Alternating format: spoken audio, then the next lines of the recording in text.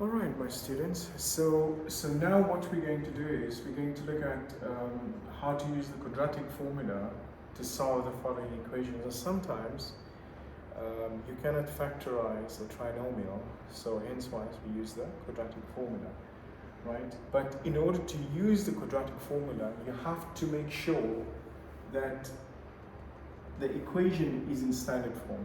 Very, very, very important. It must be in standard form.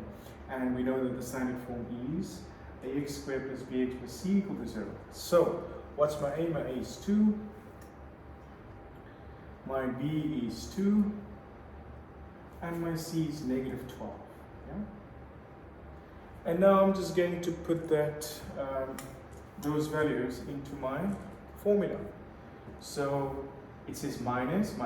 What's the b? The b is 2, so that goes there. Plus minus. The b is 2, so that goes there. The a for a, so a, what's the a is 2. The c is negative 12. And a, which is 2. Now, negative times 2, that just becomes negative 2. Now, in my calculator now, I'm going to only do this part here, the one that you see, that I put a little green frame around, yeah? So I'm only going to do this bit. So I'm only going to do the 2, between open bracket 2, close bracket square, minus 4, open bracket 2, close bracket, open bracket, negative 12, close bracket. And if you do it correctly, this part here, that will just give us 100. Beautiful. And now 2 multiplied by 2, well, that is 4. Right, almost done. Now the last step, now you've noticed here that we put plus minus, right? Now we're just going to split it. So right here we're going to split. And we're going to say, okay, so we're going to have x equals to minus 2. We'll choose the plus first, plus the square root of 100. And that's all over 4. Or we'll have the same thing, but just with a minus, yeah? So we'll have x equals to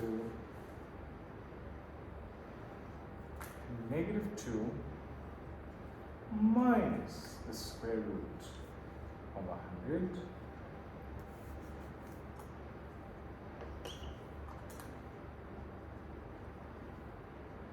And that's all equal to 4. Now, if you put this in your calculator exactly like it is there, you will get an answer. Right? So you'll get negative 2,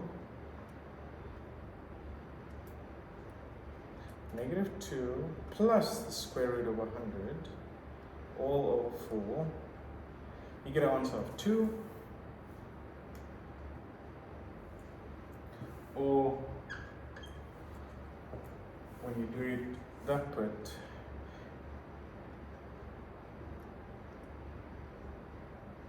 you get negative 3. So x is equal to negative 3. Alright, so that's how we do that. Or use the quadratic formula to solve the quadratic equation. So let's look at one more example.